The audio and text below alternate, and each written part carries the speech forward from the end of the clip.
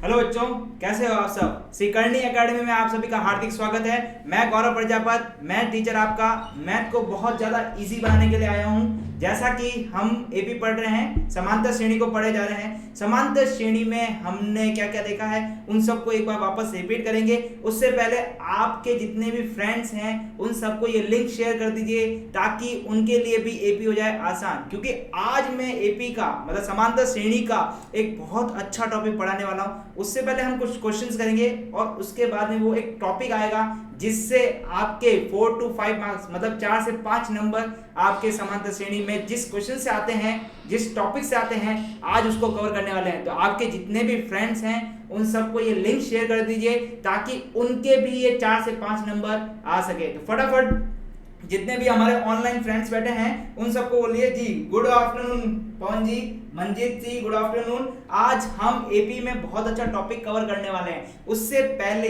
जो हमने पढ़ा था समांतर श्रेणी में उसके कुछ क्वेश्चंस भी देखेंगे। तो फटाफट अपने जितने भी फ्रेंड्स हैं उन सबको बोल दीजिए कि गौरव सर आ चुके हैं समांतर श्रेणी को बहुत ज्यादा आसान करने के लिए। और समांतर श्रेणी में ऐसे ऐसे एग्जाम्पल बताए जाते हैं जो आपके डे टू डे लाइफ में भी यूज होते हैं। तो आपके जितने भी फ्रेंड्स हैं उनको ये लिंक शेयर कर दीजिए ताकि उनका भी फायदा हो सके। जी वेरी गुड आफ्टरनून एवरीवन। जी हम स्टार्ट कर रहे हैं समांतर श्रेणी। जो भी हैं फटाफट एक बार ऑनलाइन आ जाइए, लाइव आ जाइए जितने भी हैं। जी हम समांतर श्रेणी स्टार्ट करने वाले हैं बस कुछ ही देर में। समांतर श्रेणी स्टार्ट करने से पहले हमने समांतर श्रेणी में अब तक में क्या पढ़ा है, मतलब हमारा lecture number 1, lecture number 2, lecture number 1 और लेक्चर नंबर 2 में हमने क्या क्या पढ़ा है उसका एक थोड़ा सा रिवीजन कर लिया जाए। क्योंकि रिवीजन करने से क्या होता है, हमारी जो पीछे वाली जो चीजें होती हैं हम उसे भूलते नहीं है, हमें याद आती रहती है कि हमें क्या क्या पढ़ना है और क्या क्या नहीं पढ़ना है और कितना हम पढ़ चुके हैं। तो अभी देखते हैं समांतर श्रेणी में हमने सबसे पहले क्या पढ़ा, अनुक्रम पढ़ा। क्योंकि अनुक्रम से ही हमारी समांतर श्रेणी आई है। उसके बाद में हमने समांतर श्रेणी को जाना कि समांतर श्रेणी होती क्या है। जी very good afternoon Suman ji.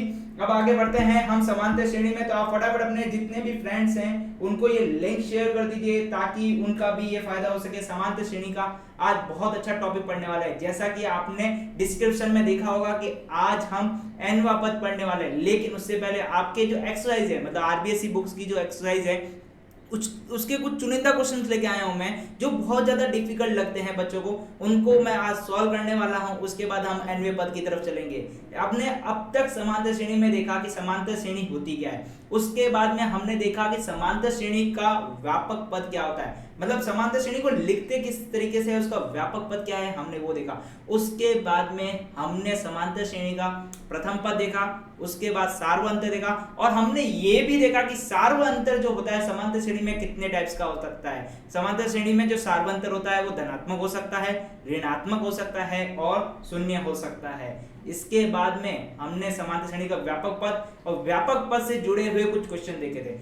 आज हम आपकी जो एक्सरसाइज है 5.1 जो आपकी बुक से आरबीएसई उसकी जो 5.1 है और जो जो सीबीएसई के हैं उनके लिए भी ये कुछ क्वेश्चन कॉमन है, या फिर उनको ये समझ लीजिए उनके लिए प्रैक्टिस क्वेश्चन है। तो सीबीएसई वाले घबराए नहीं, सीबीएसई वालों के भी कुछ क्वेश्चंस लिए हैं मैंने। आपके जो पिछले एग्जांपल थे वो सब सीबीएसई के थे और आज हम आरबीएसई के 5.1 करने वाले हैं। तो हम 5.1 स्टार्ट कर रहे हैं आरबीएसई की।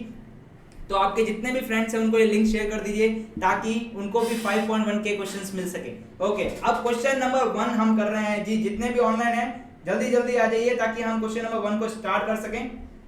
जी क्वेश्चन नंबर 1 को हम स्टार्ट कर रहे हैं। क्वेश्चन नंबर 1 हमारा क्या कह रहा है कि कोई समांतर श्रेणी है हमारे पास, समांतर श्रेणी दे रखी है, उसका प्रथम पद और हमें क्या निकालना है, सार्वअंतर निकालना है। क्या क्या निकालना है, प्रथम पद और सार्वअंतर निकालना है। अब हमारे पास श्रेणी क्या है, श्रेणी नंबर 1 दे रखी है और श्रेणी नंबर 2 दे रखी है। अब इस श्रेणी को सबसे पहले हम क्या करते हैं, नोटिफिकेशन में नोटिशन में लिखते हैं। कैसे लिखते हैं, देखिए इसको लिखते हैं A1 A2 A3 और A4। ओके, अब क्या करना है, हमें समांतर श्रेणी का प्रथम पद लिखना है। क्या लिखना है, प्रथम पद। और प्रथम पद क्या होता है, प्रथम पद हमारा वो होता है जहां से हमारी श्रेणी शुरू हो रही है, मतलब जहां से हमारी श्रेणी स्टार्ट होती है वही हमारा क्या होता है, प्रथम पद होता है। और ये वाली जो श्रेणी है वो कहां से स्टार्ट हो रही है, 6 से। तो यहां पर प्रथम पद ए की बात करूं तो वो क्या आएगा 6 आएगा। क्या आएगा 6 आएगा। अब चलते हैं सार्वअंतर की तरफ। कहां चल रहे हैं सार्वअंतर की तरफ। तो सार्वअंतर क्या होता है, सार्वअंतर होता है हमारा कॉमन डिफरेंस,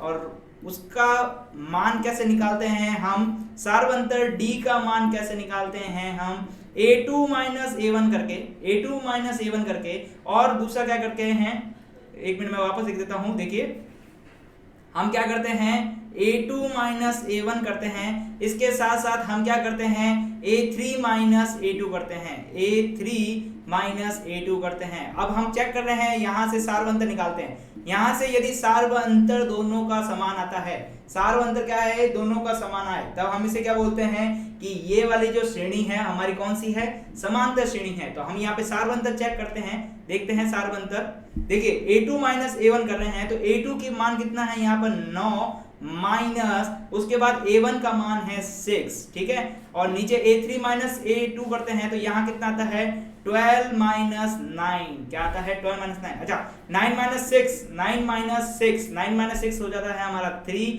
और 12 माइनस 9 हो जाता है 3। यहाँ पर जो सार्वअंतर है उसका मान आ गया है 3। तो आपको लग रहा होगा क्वेश्चन बहुत इजी है। देखिए अब यहाँ पर कुछ इंपॉर्टेंट चीज है वो मैं आपको बताने वाला हूँ। देखिए यहाँ पर प्रथम पद का मान क्या आया है 6 आया है, और जो सार्वअंतर का मान आया है वो 3 आया है। अब ये जो सार्वअंतर है, ये जो हमने सार्वअंतर निकाला है, ये सार्वअंतर बिना निकाले हम उसका मान बता सकते हैं कि वो धनात्मक आ सकता है या ऋणात्मक आ सकता है या शून्य आ सकता है। कैसे देख सकते हैं, देखिए हमारी ये जो श्रेणी है, ये जो श्रेणी है वो कौन से क्रम में है, ये श्रेणी बढ़ते हुए क्रम में। जब भी हमारी श्रेणी बढ़ते हुए क्रम में होती है तो हमारी जो सार्वअंतर का जो मान होता है वो क्या आता है, हमेशा धनात्मक आता है। तो आप सभी को क्लियर हो चुका होगा कि इसका मान धनात्मक कैसे आया है, क्योंकि ये जो श्रेणी है, ये जो श्रेणी है वो बढ़ते हुए क्रम में, और जब बढ़ते हुए क्रम में होती है तब सार्वअंतर क्या होता है, धनात्मक होता है। जी पवन जी वेरी गुड, ए का मान 6 है और डी का मान 3। ओके गुड आफ्टरनून नितेश जी। अब हम चल रहे हैं क्वेश्चन नंबर 2 की तरफ। तो क्वेश्चन नंबर 2 का जो क्वेश्चन है, इसमें जो आपका प्रथम पद है, तो हमें फटाफट बताइए इसका प्रथम पद क्या आने वाला है। प्रथम पद ए का मान क्या आने वाला है जी, क्वेश्चन नंबर 2 का प्रथम पद क्या आने वाला है जी, जल्दी से बताइए क्वेश्चन नंबर 2 का प्रथम पद क्या आने वाला है, फिर हम निकालते हैं इसका क्वेश्चन नंबर 2 का प्रथम पद। जल्दी क्वेश्चन नंबर 2 का हमारा प्रथम पद क्या आएगा, क्वेश्चन नंबर 2 का प्रथम पद जल्दी से बताइए जी। पवन जी वेरी गुड, -7 आएगा, क्योंकि हमारी ये जो श्रेणी है वो कहां से शुरुआत हो रही है, इसकी श्रेणी की शुरुआत हो रही है -7 से। तो यहां पर प्रथम पद क्या आने वाला है -7। अब हम इसको लिख लेते हैं A1 A2 में। तो यहां पर मैं लिख रहा हूं A1, उसके बाद लिख रहा हूं A2, उसके बाद लिख रहा हूं A3 और उसके बाद लिख रहा हूं A4। अब हम चलते हैं सार्वअंतर की तरफ। तो फटाफट इसका सार्वअंतर निकालिए, जो भी ऑनलाइन बैठे हैं फटाफट इसका सार्वअंतर निकालिए। जी मंजीत जी वेरी गुड, A का मान -7 आएगा। अब हम चलते हैं इसके सार्वअंतर की तरफ। सार्वअंतर निकालना है, सार्वअंतर कैसे निकालते हैं, फटाफट इसका सार्वअंतर निकालिए। सार्वअंतर का मान निकालते हैं इसका जी, सार्वअंतर d = -2। मंजीत जी वेरी गुड। अब चल रहे हैं सार्वअंतर, देखिए कैसे निकालते हैं। d का मान निकालते हैं हम a2 - a1 करके। तो यहाँ पर a2 का जो मान है वो कितना है -9, और a1 का मान देखिए ये माइनस, और उसके बाद हमें हमेशा जब भी माइनस साइन मिले तो हम उसको क्या करते हैं, ब्रैकेट में बंद करते हैं। तो यहाँ पर मैं -7 को भी ब्रैकेट में बंद करूंगा, क्लोज करूंगा। अब देखिए इसका बाद में -9, और ये माइनस हो गया है प्लस, और उसके बाद हो गया है 7। ओके अब देखिए +7 और -9, तो इसका आंसर क्या आएगा -2। अब देखिए ये जो d आया है -2 एक आया है। अब हम दूसरे वाले चेक कर रहे हैं, यहाँ पर मैं चेक करने वाला हूँ। देखिए यहाँ पर मैं चेक करूंगा d का दूसरा मान।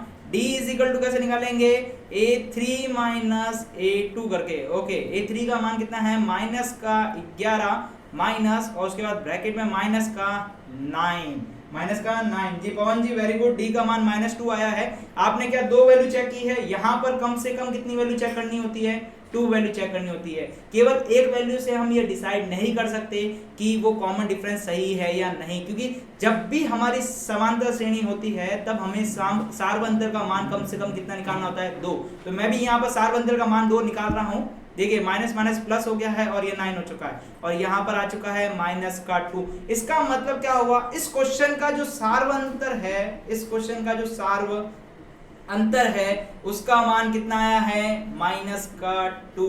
ये आपके एक्सरसाइज 5.1 के जो दो क्वेश्चंस हैं जो बहुत इंपॉर्टेंट लगे वो मैंने आपको कराया है। क्यों, देखिए इस श्रेणी के अंदर क्या आ रहा है, सार्वंतर क्या आ रहा है, माइनस का 2। इसका मतलब ये जो श्रेणी है वो कौन से क्रम में है, घटते हुए क्रम में है। देखिए इससे पहले वाला जो क्वेश्चन था उसमें श्रेणी कौन से क्रम में थी, बढ़ते हुए क्रम में थी।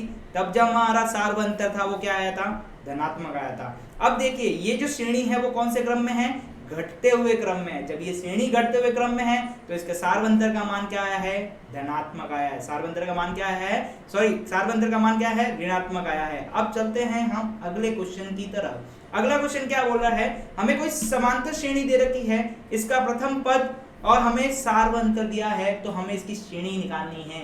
मतलब इस बार क्या किया है, क्वेश्चन को घुमा दिया है, घुमाया नहीं है। आपको यहाँ पर बोला गया है कि इस श्रेणी में क्या यूज करना है, व्यापक पद का यूज करना है। व्यापक पद निकालना सीखा था हमने समांतर श्रेणी का, बस वही। यहाँ पर ए दे रखा है, डी दे रखा है और हमें क्या निकालनी है, समांतर श्रेणी निकालनी है। और समांतर श्रेणी हमेशा कैसे निकालते हैं, व्यापक पद का यूज करके हम समांतर श्रेणी निकालते हैं। तो फटाफट इसकी समांतर श्रेणी का व्यापक पद निकालिए जी। वेरी गुड जय जी और मंजीत जी, फटाफट इसका निकालिए समांतर श्रेणी का व्यापक पद। मतलब समांतर श्रेणी निकालनी है हमें इस क्वेश्चन की। तो देखिए हम यहाँ पर व्यापक पद का यूज करते हैं जी। अब हम यहाँ पर व्यापक पद का यूज कर रहे हैं, देखते हैं व्यापक पद क्या आता है। देखिए व्यापक पद का मान क्या आता है, a, उसके बाद क्या आता है a प्लस डी, उसके बाद क्या आता है a प्लस 2d और उसके बाद क्या आता है a प्लस 3d और आगे चलता रहता है। ओके, अब देखिए इस श्रेणी में हमें क्या दे रखा है, a का मान कितना दे रखा है 11 और d का मान क्या दे रखा है माइनस का 4। ओके, तो अब यहाँ पर जहां जहां a है वहां पर हम क्या रख रहे हैं, 11 रख रहे हैं। तो यहाँ पर a है तो यहाँ हमने 11 रखा, यहाँ पर भी हमने 11 रख दिया, यहाँ पर भी और यहाँ पर भी। ओके, क्लियर अभी तक आप सभी को जी। अब थोड़ा सा आगे बढ़ते हैं। अब जहां जहां d है वहां वहां क्या रखेंगे, माइनस का 4 रखेंगे। तो यहाँ d है तो ये प्लस और माइनस का 4 प्लस 2 इंटू माइनस का 4 फिर प्लस 3 इंटू माइनस का 4। क्लियर अभी तक आप सभी को जी? फटाफट बताइए जिन जिन को क्लियर है अभी तक। ओके, आप पवन जी क्या क्या आएगा, 11 7 और 3 और 1। चलो चेक करते हैं क्या ये आ रही है या नहीं आ रही है, देखते हैं। a का मान कितना है यहाँ पर 11। अब देखिए a प्लस डी करना है हमें, ये प्लस माइनस हो जाएगा माइनस, तो हो जाएगा 11 माइनस 4 और 11 माइनस 4 की वैल्यू कितनी आती है, 7 आती है। 11 माइनस 4 की वैल्यू कितनी आती है, 7 आती है। अब चलते हैं देखिए आगे, 11 और ये प्लस माइनस हो गया माइनस और 4 2 जा हो चुका है 8, 4 2 जा क्या हो चुका है 8 और 8 में से माइनस करते हैं 11 को तो यहाँ आता है 3। क्या आता है 3। ओके, अब आगे चल रहे हैं, उसके बाद आगे चल रहे हैं। देखिए 11 और ये हो चुका है प्लस माइनस माइनस और 4 3 जा हो चुका है 12 और यहाँ पर आंसर हो चुका है माइनस का 1। क्या आ चुका है, माइनस का 1। अब देखिए यहाँ पर ये जो श्रेणी है हमारे कौन से क्रम में है, घटते हुए क्रम में आ रही है। क्यों आ रही है, क्योंकि यहाँ पर जो d का जो मान है वो क्या है, ऋणात्मक है। जी आप सभी को क्लियर हो चुका होगा कैसे आया है d का मान, जी जल्दी से बताइए आप सभी को क्लियर है जी। पवन जी आपने जो 4 टर्म्स निकाली है वो +1 है जो कि गलत है, यहाँ पर 4 टर्म आएगी minus term. Sir English medium की आरबीसी की क्लास कब होगी, जी कल होगी इंग्लिश मीडियम की। सुमन जी इंग्लिश मीडियम की क्लास आपकी कल होने वाली है, आज हिंदी मीडियम की क्लास है और इंग्लिश मीडियम और हिंदी मीडियम का कंटेंट एकदम सेम चल रहा है। अब हम आगे चल रहे हैं क्वेश्चन नंबर 2 की तरफ। क्वेश्चन नंबर 2 के अंदर हमें प्रथम पद और सार्वंतर दिया गया है। अब देखिए यहाँ पर थोड़ा सा हमने चेंज किया क्वेश्चन को। इस बार क्वेश्चन जो है हमने डेसिमल फॉर्म में लिया है, मतलब दशमलव संख्या में लिया है। अब हमें दशमलव में जोड़ना घटाना सीखना होगा थोड़ा सा, तो चलो चेक करते हैं। बहुत आसान है दशमलव संख्याओं का।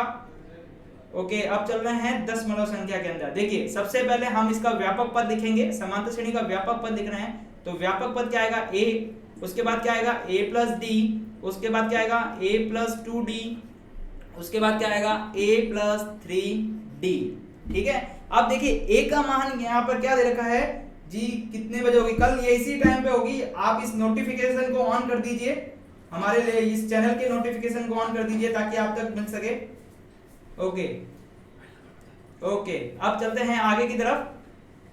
a का मान कितना है यहाँ पर 0.1 है। ओके, अब आप कीजिए d, अब आप चलते हैं a प्लस डी का मान रखते हैं। a का मान कितना है 0.1 प्लस d का मान कितना है 1.1। ओके, a का मान लिखा है हमने 0.1 प्लस 2 इंटू डी का मान है 1.1। बस जहां जहां a है वहां हमने a रखा है और जहां जहां d है हमने वहां d रख दिया है। और हमारी कैलकुलेशन करेंगे, अभी देखिए बहुत इजी तरीके से करेंगे कैलकुलेशन। जी, a का मान रखा है हमने 0.1 प्लस 3 इंटू 1.1। क्लियर। अब चलते हैं आगे की तरफ। अब हमें क्या करना है, कैलकुलेशन करनी है। तो सिंपल सा जो मैं यहाँ कैलकुलेशन आपको सिखा रहा हूँ डेसिमल की, बस आप उसे एक बार ढंग से देख लीजिए ताकि आगे आने वाली जो जितनी भी कैलकुलेशन है डेसिमल से रिलेटेड, मतलब दशमलव से रिलेटेड, वो आपकी बहुत ज्यादा इजी हो जाएगी। ओके, अब चलते हैं a की तरफ। तो a के अंदर कोई चेंजेस नहीं आएगा, तो a का मान रखा है हमने 0.1। ओके, अब चलते हैं a प्लस डी की तरफ। अब देखिए a प्लस डी मतलब 0.1 का ऐड करना है 1.1 के अंदर। तो हमने क्या किया है, पॉइंट के नीचे पॉइंट रखा है, पॉइंट के राइट हैंड साइड और पॉइंट के लेफ्ट हैंड साइड, मतलब बाएं वाला और दाएं वाले की संख्या हमने एज इट इज रखी है। तो यहां पर हमने बाएं और दाएं एक तरफ रखा है। ओके, अब यहां पर एडिशन करते देखिए 1 और 1 कितना हो चुका है 2, फिर पॉइंट लगा दिया है हमने और 0 और 1 हो गया, ऐड होके क्या बन गया है 1.2। तो यहां पर क्या आया है 1.2। ये सभी को क्लियर है जी। 0.1, 1.2, 2.3 देखते हैं इसके अंदर 2.3 आता है कि नहीं आता है। अब देखिए a क्या, a प्लस 2d, तो यहां क्या करना है, देखिए a की वैल्यू तो यही है 2d, मतलब इसको 2 से मल्टीप्लाई कर दूं मैं। तो देखिए यहां पर एक बार पॉइंट को भूल जाइए, यहां पर देखिए 11 को 2 से मल्टीप्लाई करते हैं तो कितना आता है 22। तो यहां पर क्या करना है, हमको सीधा सा लिखना है 2.2। क्या लिखना है 2.2, और ये 2.2, 2 and 1 हो गया 3.2। तो यह आंसर कितना आ गया 2.3। वेरी गुड मंजीत जी, वेरी गुड, आप सही जा रहे हैं 2.3। अब चलते हैं आगे की तरफ, देखते हैं यहां पर हमें क्या करना है 3 से मल्टीप्लाई करना है। तो इस बार 3 से मल्टीप्लाई करना है, तो यहां पर हम क्या कर देते हैं 33। तो यहां पॉइंट अपनी जगह पर है, 3 और 1 हो गया है यहां पर 4, 3 और 1 हो गया है 4, और यहां पर देखिए टोटल हो गया 3। तो आंसर कितना आया है 3.4। क्या आंसर आया है 3.4। तो हमारे पास जो सीरीज आई है वो क्या आई है 0.1, 1.2, 2.3 और 3.4। इसका मतलब A1 का मान, मतलब हमारा प्रथम पद आया है 0.1, उसके बाद हमारा द्वितीय पद 1.2, उसके बाद हमारा तृतीय पद कितना है 2.3, और हमारा जो चतुर्थ पद है वो क्या है 3.4। ठीक है, आप सभी को ये क्वेश्चन समझ में आ गया है? जिन जिन को समझ में आ गया फटाफट CLR लिख दीजिए। जिन जिन को ये क्वेश्चन समझ में आया फटाफट CLR लिखिए ताकि हम अगले क्वेश्चन की तरफ चल सकें। जी फटाफट लिखिए जिन जिन को ये समझ में आ चुका है ये क्वेश्चन कैसे करते हैं। दशमलव वाले कभी भी क्वेश्चन आए तो उसको देख के घबराना नहीं है, जहां दशमलव है वहां पे दशमलव रखना है आपको, और उसके बाद में आपको जोड़ना है या घटाना है, जो भी करना है वो करना है। आपको दशमलव से संख्याओं को आगे पीछे नहीं करना है, दशमलव के नीचे हमेशा क्या रखना है दशमलव रखना है। जी सबको समझ में आ चुका है? जी फटाफट लिखिए जिन जिन को समझ में आ गया, हम आप आगे बढ़ रहे हैं। जी वेरी गुड, अब चलते हैं हम आगे क्वेश्चन की तरफ। देखिए अगला क्वेश्चन हमारा क्या कह रहा है कि यहाँ पर कुछ श्रेणियां दी गई है हमें, कुछ श्रेणी नंबर 1, श्रेणी नंबर 2 और श्रेणी नंबर 3। ओके, अब हमें क्या करना है, इन श्रेणियों को देखकर हमें ये बताना है कि ये समांतर श्रेणी है या नहीं, मतलब हमने इसकी जांच करनी है। और यदि ये समांतर श्रेणी है तो इस समांतर श्रेणी का क्या निकालना है, सार्वंतर निकालना है। बहुत आसान है, क्योंकि देखिए यहां पर जो उसने पूछा है सार्वंतर, और हमारी जो समांतर श्रेणी की जो पहचान है, मतलब कोई भी हमें श्रेणी दी जाए हम उसमें से कैसे पहचानेंगे कि वो समांतर श्रेणी है, तो हम उसके लिए क्या निकालते हैं, सार्वंतर ही निकालते हैं। तो वो डायरेक्ट क्या बोल रहा है, आप इन सब श्रेणियों का सार्वंतर निकालिए, और यदि श्रेणियों का सार्वंतर समान है तब हम उसे क्या बोलेंगे, समांतर श्रेणी। क्या बोलेंगे, समांतर श्रेणी। तो अब इस सब श्रेणियों का सार्वंतर ज्ञात करते हैं। तो सार्वंतर ज्ञात करने से पहले हम क्या लिखते हैं, यहाँ पर नोटेशन लिखते हैं A1, A2, A3 और A4। ठीक है, अब आगे चलते हैं। आगे क्या करना है, हमें सार्वंतर निकालना है। सार्वंतर कैसे निकालते हैं, D = कैसे निकालते हैं, A2 - A1 करके। उसके बाद हम क्या निकालते हैं, A3 - A2 करके। ओके, अब चलते हैं हम आगे की तरफ। देखिए यहां पर हमें क्या निकालना है, A2 - A1, तो A2 का मान कितना है 2 है। अब से यहां पर लिखा है मैंने 2A माइनस, अब यहाँ a1 का मान कितना है a। सर यहाँ पे तो नंबर नहीं है, यहाँ पे तो कुछ वेरिएबल दे रखे हैं, कुछ अचर दे रखे हैं a b, क्या ये भी समांतर श्रेणी कहलाएगी? चलो चेक करते हैं कैसे इसमें से समांतर श्रेणी कहलाती है। देखते हैं अब यहाँ पर 3a माइनस 2a, ओके। अब हम यहाँ पर चेक कर रहे हैं, देखिए जब कभी भी इस टाइप के क्वेश्चन आ जाए जहां पर आपको नंबर नहीं लिखे हो, मतलब कोई भी संख्या नहीं दे रखी हो, आपको ABCD अंग्रेजी के कुछ वर्ड दे रखे हो और उन सबको वर्ड को देख के बोलना हो कि क्या ये समांतर श्रेणी है या नहीं, तो उनकी जो कैलकुलेशन है वो कैसे करते हैं। देखिए यहां पर देखिए क्या लिखा है 2a माइनस a। तो एक काम करते हैं, देखिए मैं a को यहां से कॉमन कर लेता हूं। क्या कर लेता हूं? कॉमन, मतलब एक को बाहर निकाल दिया मैंने। a को बाहर निकालने के बाद 2 - 1 बच गया है। अब ये 2 - 1 कैसे बचा? देखिए जब कभी भी हमारे पास एक केवल a होता है, क्या होता है a, या कोई नंबर बोल लूं जैसे कि मतलब लिखा होता है 1 लिखा होता है या फिर सॉरी 2 लिखा होता है, तो ये जो केवल 2 होता है ना, ये 2 नहीं होता, क्योंकि 2 के अंदर यदि मैं 1 से गुणा करूं, क्या करूं मैं 2 के अंदर यदि मैं 1 से गुणा करूं तब भी आंसर हमारा क्या आने वाला है? 2 ही आने वाला है। इसका मतलब क्या हुआ कि जो कोई भी नंबर या जो कोई भी जगह, मतलब कोई भी अचर यदि लिखा हुआ हो या चर अचर कुछ भी लिखा हुआ हो, तो वो केवल उसी रूप में नहीं लिखा होता है, वो मल्टीप्लाई 1 के रूप में भी लिखा होता है। क्या लिखा होता है? गुणा 1 के रूप में भी लिखा होता है। क्योंकि देखिए किसी भी संख्याओं को 1 से गुणा करने के बाद वही संख्या रहती है, तो इसका मतलब ये 1 गुणा 1 लिखा हुआ है, 1 गुणा a लिखा है, तो यहां पर क्या लिखा हुआ है? 1 लिखा है इसका मतलब। तो ये जो a दिख रहा था ना अब तक आपको, ये अब आपको क्या दिख रहा है? 1a लिखा हुआ है। क्या लिखा हुआ है? 1a। तो हमने क्या किया, यहां से a और यहां से a को बाहर ले लिया है, तो उसके बाद में अंदर क्या बचा? 2 - 1। क्या बचा है? 2 - 1। अब देखिए 2 - 1 का मान क्या होता है? 1, ओके। अब यहां पर क्या बच गया है? a, तो यहां आंसर क्या आ गया है? 2a। क्लियर आप सभी को? ये कैलकुलेशन आपको समझ में आ गई है कैसे की है मैंने? जी, जिन को ये क्लियर कैलकुलेशन समझ में आ गई है फटाफट CLR लिख दीजिए। जिन को ये समझ में आ चुका है फटाफट CLR लिखिए। ये जो मैंने करवाया है वो आपको समझ में आया है कैसे, किस तरह मैंने लिखा है? फटाफट CLR लिख दीजिए। जी वेरी गुड पवन जी, आपको समझ में आ चुका है। अब हम आगे चलते हैं, देखते हैं। देखिए यहां पर लिखा है 3a माइनस 2a, तो यहां पर सिंपल है, यहां पर मैंने a बार लिखा था, फिर उसके बाद क्या बचा? 3 - 2। तो 3 - 2 का मान कितना होता है? 1 और 1। क्या ये दोनों सेम है? क्या ये दोनों सेम आ रहे हैं? जब ये दोनों सेम आ रहे हैं तब हम क्या बोलेंगे? ये समांतर श्रेणी है। क्योंकि जब हमारा सार्वअंतर समान आ जाता है, जब हमारे दो सार्वअंतर समान आ जाते हैं, तब हम उस श्रेणी को क्या बोलते हैं? समांतर श्रेणी बोलते हैं। तो यहां पर हम लिख लेते हैं कि ये समांतर श्रेणी है। यस, ये समांतर श्रेणी है। तो यहां पर मैंने यस कर दिया है क्योंकि ये समांतर श्रेणी है। अब हम चलते हैं दूसरी की तरफ। क्या इसको चेक करते हैं, क्या ये समांतर श्रेणी है या नहीं है? इसको चेक करते हैं। तो इसको कैसे चेक करते हैं? वापस वही सार्वअंतर निकालते हैं। सार्वअंतर कैसे निकालेंगे? देखिए d = a2 - a1, तो यहां पर मैं a2 a1 लिख देता हूं। पहले मैं a1 a2 और a3, ठीक है। अब देखिए यहां पर a2 - a1 मतलब 0.22 - 0.2। क्लियर आप सभी को?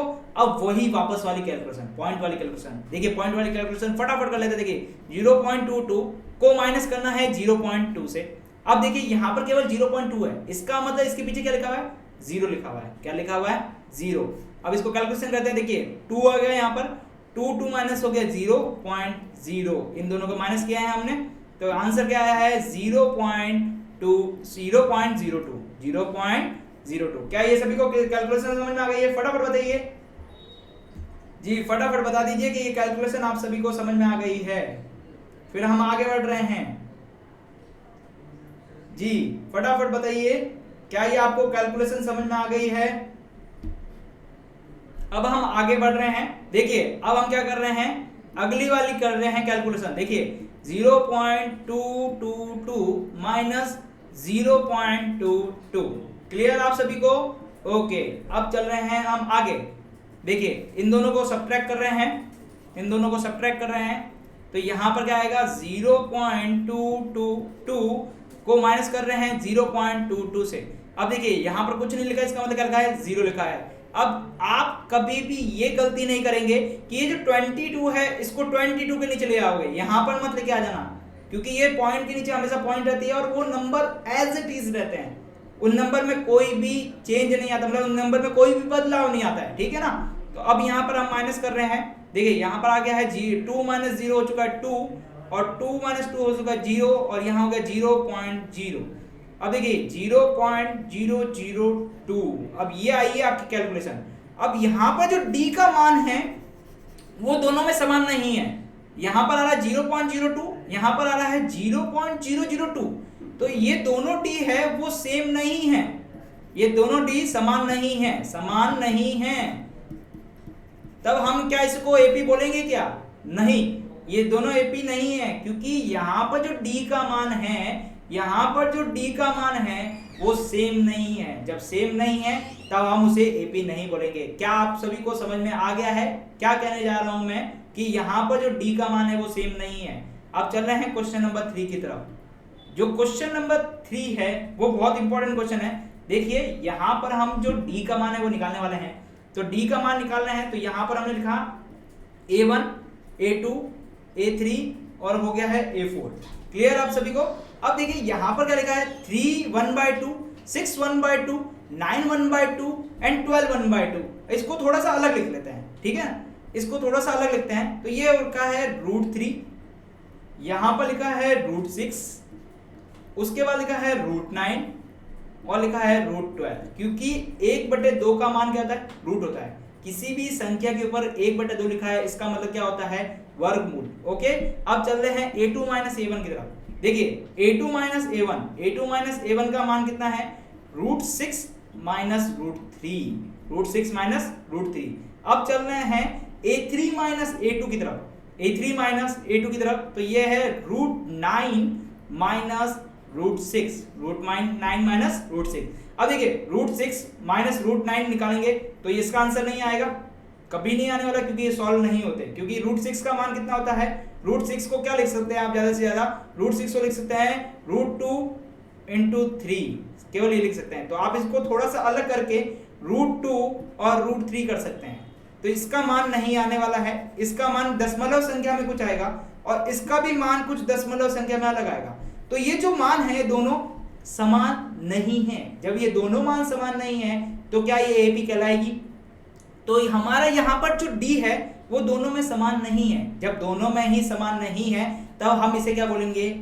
ये एपी नहीं है, ये एपी नहीं है। तो आप सभी को पहचानना आ गया होगा कि किस तरह हम किसी भी श्रेणी को समांतर श्रेणी कब बोलते हैं? जब हमारे डी का मान, मतलब हमारे जो सार्वंतर का मान है वो दोनों में क्या हो? समान हो। जब दोनों में सार्वंतर का मान समान होता है तब हम उस श्रेणी को क्या बोलते हैं? समांतर श्रेणी बोलते हैं। आप सभी को क्लियर है? जिन जिन को सबको क्लियर हो चुका है फटाफट सीएलआर लिखिए, क्योंकि अब हम उस टॉपिक की ओर बढ़ने वाले हैं जो हमारे एग्जाम के लिए बहुत इंपॉर्टेंट है। हमारे एग्जाम में जो इंपॉर्टेंट टॉपिक आता है, जहां से क्वेश्चंस आने के बहुत ज्यादा चांसेस हैं, और यहां से आपके 2 से 3 मार्क्स के क्वेश्चंस आएंगे, 2 से 3 मार्क्स के क्वेश्चंस आएंगे। तो फटाफट इसके लिए तैयार हैं आप सभी? जी फटाफट बोलिए। आज हम समांतर श्रेणी के उस टॉपिक की तरफ चलते हैं। जी वेरी गुड पवन जी, मंजी जी वेरी गुड। अब हम आगे चल रहे हैं, एपी का nवां पद पढ़ने वाले हैं। एपी के nवें पद के अंदर मैं आपको बताने वाला हूं सबसे पहले कि एपी का जो nवां पद है वो होता क्या है। यस, सबसे पहले ये सीखना जरूरी है कि एपी का nवां पद क्या होता है, क्योंकि एपी का जो nवां पद का जो फॉर्मूला है ना वो तो आप याद रख लोगे, लेकिन उसका हमारे जिंदगी में क्या उपयोग है हम उसको सीखने वाले हैं। तो एपी का जो nवां पद होता है वो सीखते हैं। देखिए मेरे पास एक नंबर लाइन है, एक नंबर लाइन है, इस नंबर लाइन को पहले लिख लेता हूं मैं। 5 10 15 20 25 एंड 30। ओके, अब देखिए जहां से हमने पहला एग्जांपल स्टार्ट किया था वहीं पर आते हैं। देखिए एक काम करते हैं, मैं 0 नंबर पोजीशन पे खड़ा हूं। कहां पे खड़ा हूं? 0 नंबर पोजीशन पे खड़ा हूं। अब मेरा एक फ्रेंड है, वो किसी भी नंबर की पोजीशन पे खड़ा है, लेकिन वो बोलता है कि यदि तुझे मुझसे मिलना है तो तुझे कुछ इस ढंग से आना पड़ेगा कि जो तेरा चलने का जो कदम है, जो तू जिस स्टाइल से चलता है वो क्या होना चाहिए कि जो स्टेप ले रहा है, मतलब जो पहला स्टेप और जो दूसरा स्टेप है उसके बीच का जो डिफरेंस है वो कितना होना चाहिए? 5 का होना चाहिए। उन दोनों के बीच का अंतर कितना होना चाहिए? 5 का होना चाहिए। इसके साथ साथ मैं 5वें नंबर पोजीशन पे खड़ा हूं। मैं कौन सी पोजीशन पे खड़ा हूँ? 5वें नंबर पोजीशन पे खड़ा हूँ। अब देखिए मैं तो 0 नंबर पोजीशन पे खड़ा हूँ। अब मेरा फ्रेंड क्या बोल रहा है, जो मेरे चलने का स्टाइल है वो कितने कदम होना चाहिए? 5 कदम होना चाहिए। तो मैं काम करता हूँ यहाँ से 5 कदम चलना स्टार्ट करता हूँ, लेकिन 5 कदम के बाद रुकना है हमें। तो देखिए ये हमारा पहला कदम, उसके बाद ये हमारा दूसरा कदम, उसके बाद ये हमारा तीसरा कदम, और ये हमारा चौथा, और ये हमारा हो गया है 5वां। इसका मतलब मेरा जो फ्रेंड है, अब ये है मेरा फ्रेंड, ये मैं हूं, और ये मेरा फ्रेंड हो गया। अब मेरे फ्रेंड नंबर लाइन पर, ये जो संख्या रेखा है उस पर ये कौन से नंबर पे खड़ा है? ये खड़ा है 25वें नंबर पे। कौन से नंबर पे खड़ा है? 25वें नंबर पे खड़ा है। तो ये जो 25वां नंबर है वही हमारा एपी का nवां पद कहलाता है। क्या कहलाता है? एपी का nवां पद। क्या कहना चाहता हूं, देखिए जैसे हमारे पास ये श्रेणी लिखी हुई है, क्या लिखी हुई है? श्रेणी लिखी हुई है। यहां पर हमें श्रेणी लिखी है कुछ। इस श्रेणी का यदि मैं बोलूं 10वां नंबर कौन सा होगा, इस श्रेणी का कौन सा 10वां नंबर कौन सा होगा, तो आप फटाफट बोल दोगे कि कौन सा होगा? 50 होगा। क्या होगा? 50 होगा। यदि मैं एक और श्रेणी लिखूं, जैसे एक और श्रेणी लिख रहा हूं 2 4 6 8, अब मैं बोल रहा हूं इस श्रेणी का 11वां पद कौन सा होगा? तो आपको पता है 2 का पहाड़ा आता है आप सभी को, आप फटाफट करोगे 2 10 2 10 20, उसके बाद क्या करोगे? हमने पूछा 11वां, तो आप क्या बोलोगे? 22 आने वाला है इसका आंसर। Yes and no. तो ये जो हमारा 22वां नंबर पर निकाल रहे हैं ना, कैसे निकाल रहे हैं? हमने क्या किया, हमने ये देखा कि हमारा पहला पद और दूसरे पद के बीच का अंतर कितना है? 2 है। उसके बाद दूसरे और तीसरे पद के बीच में अंतर कितना है? वो भी 2 है। इसका मतलब हमारे जितने भी पद है इसका अंतर कितना है? 2 है। ठीक है, इसका मतलब ये क्या चल रही है? 2 का पहाड़ा चल रहा है। अब 2 के पहाड़े में हमें क्या निकालना है? 11वां पद निकालना है। तो 11वां पद क्या होने वाला है? 22। तो ये जो 22 है, ये जो 22 है वही हमारा क्या कहलाता है? एपी का nवां पद। क्या कहलाता है? एपी का nवां पद। तो एपी का जो nवां पद है वो आप सभी को समझ में आ गया होगा कि क्या कहलाता है। क्या करना है, हमें जो भी श्रेणी दी गई हो, हमें किसी भी टाइप की श्रेणी दी हो, चाहे वो घटते हुए क्रम में हो चाहे वो बढ़ते हुए क्रम में हो, हमें समांतर श्रेणी कोई भी क्रम में दे रखी हो, चाहे वो घटते क्रम में हो चाहे वो बढ़ते क्रम में हो, उस श्रेणी का कौन सा नंबर पद असली नंबर लाइन, जो हमारी नंबर लाइन जो हम पढ़ते थे उसमें कौन सा है? देखिए यहां पर यदि नंबर लाइन की मैं बात करूं तो नंबर लाइन में कभी भी 2 4 8 6 नहीं लिखा होता है। कभी भी नंबर लाइन में 2 4 8 6 नहीं लिखा होता है। तो नंबर लाइन में क्या लिखा होता है? नंबर लाइन में होता है 0, उसके बाद होता है 1 2, उसके बाद आता है 3, उसके बाद आता है 4 के बाद 5 5 के बाद 6 के बाद 7 7 के बाद 8 8 के बाद 9 9 के बाद 10 और ऐसे करके कुछ पद लिखे होते हैं। तो हमारी जो ओरिजिनल नंबर लाइन थी, मतलब संख्या रेखा थी, उसमें ये कहां पर है? 22वें नंबर पे है। कौन से नंबर पे है? 22वें नंबर पे। तो एपी का जो nवां पद है ना वो बहुत क्लियर हो चुका होगा। अब चलते हैं इसके फॉर्मूले की तरफ। तो मैं आपको बताता हूं इसका फॉर्मूला आपने पहले ही निकाल रखा है, आपको पहले से ही याद है। देखिए इसका फॉर्मूला पहले से कैसे याद है, हम चलते हैं उसकी तरफ जहां पर हमने पहले वाला फॉर्मूला याद किया रखा है। यस, आप सभी ने एपी का जो nवां पद का फॉर्मूला है ना वो पहले याद किया। कहां पर? देखिए हमने पढ़ा था व्यापक पद। यस एंड नो, व्यापक पद पढ़ा था। चलो व्यापक पद को एक बार वापस देखते हैं। ठीक है, व्यापक पद में हमने क्या निकाला? प्रथम पद, द्वितीय पद, तृतीय पद, चौथा पद, और हमने कहा था कि हमारे पास an पद होता है। क्या होता है? an पद, मतलब अनंत तक पद होते हैं। तो अब देखते हैं यहाँ पर प्रथम पद की वैल्यू क्या लिखी थी? a, उसके बाद क्या लिखा था? a प्लस d, उसके बाद क्या लिखा था? a प्लस d, उसके बाद क्या लिखा था? a प्लस 2d, उसके बाद क्या लिखा था? a प्लस 3d, और हम आगे बढ़ते रहे थे। और यहां पर हमने जो पद लिखा था हम उसकी तरफ चलेंगे। अभी देखना, देखिए जब मैंने प्रथम पद लिखा तब क्या लिखा? a लिखा। जब मैंने द्वितीय पद लिखा तब क्या लिखा? a प्लस d लिखा। मतलब a तो सब जगह क्या है? समान है। तो यहां पर भी मैं a सब जगह समान कर देता हूं। उसके बाद लिखा प्लस, उसके बाद क्या लिखा? प्लस। अब चलते देखिए d की तरफ। देखिए जब हमारा 2 आया था, मतलब द्वितीय पद आया था, तब हमने क्या लिखा? केवल d। जब हमारा तृतीय पद आया था तब हमने क्या लिखा? 2d, मतलब 2d। अब चलते हैं यहाँ पर तृतीय पद की तरफ, तो क्या आया था? 3d। इसका मतलब क्या हुआ? जैसे जैसे हम आगे बढ़ रहे हैं, d में एक संख्या कम हो रही है। d में क्या हो रही है? एक संख्या कम हो रही है। तो हम कहां जा रहे हैं? n की तरफ जा रहे हैं। कहां जा रहे हैं? n की तरफ। तो हमने लिखा था n-1 और d। क्या हमने ये व्यापक पद लिखा कि नहीं लिखा? जी, जिन ने व्यापक पद वाली क्लास ली है जल्दी से बताइए, क्या हमने ये व्यापक पद लिखा कि नहीं लिखा? जी, जिन को अभी तक क्लियर है फटाफट CLR लिखिए, जल्दी से लिखिए, हमने ये व्यापक पद पढ़ रखा है। और जिन ने व्यापक पद नहीं पढ़ा है वो एक काम कीजिए, हमारे जो इससे पहले वाला लेक्चर्स है उसमें देखिए कि हमने व्यापक पद कैसे लिखा था। जी, जल्दी से फटाफट लिखिए जिन को क्लियर है ये व्यापक पद के बारे में। अब चल रहे हैं हम एपी के nवें पद की तरफ। देखिए, एपी का जो nवां पद का जो फॉर्मूला है, एपी का जो nवें पद का फॉर्मूला है, nवां पद का जो फॉर्मूला है, nवें पद का जो फॉर्मूला है वही है हमारा व्यापक पद का जो an निकाला है हमने। क्या निकाला है? an। देखिए, वापस लिख रहा हूं मैं an। ये जो an है ना, an ये लिखा है a plus n-1 into d। यही होता है हमारे nवें पद का फॉर्मूला जो एपी के अंदर हमने लिखा था, जो एपी के व्यापक पद में लिखा था। मतलब हमारे समानता श्रेणी का जो व्यापक पद है हमने वो फॉर्मूला लिखा था, वही होता है हमारा। अब देखो इसको जरा चेक करते हैं, इसके अंदर हम थोड़ा सा चेक करते हैं कि क्या ये सही है या नहीं। चलो एक काम करते हैं, हम यहाँ लिखते हैं a1। क्या लिखते हैं? a1। तो जहां जहां n है वहां हम क्या लगा लेते हैं? 1 लगा लेते हैं। देखिए, a प्लस n की जगह लगा दिया 1-1 और हो गया है d। अब देखिए 1-1 क्या हो गया? 0। तो यहाँ हो गया है a प्लस 0 इंटू डी। अब 0 को किसी संख्या से मल्टीप्लाई कराएंगे या गुणा कराएंगे तो क्या आएगा? 0। तो ये हो गया है 0। तो हमने देखा a1 का मान कितना है यहाँ? 1। और a ही हमारा क्या होता है? प्रथम पद। इसका मतलब AP का जो nवें पद का जो फॉर्मूला है, AP के जो nवें पद का जो फॉर्मूला है वो क्या है?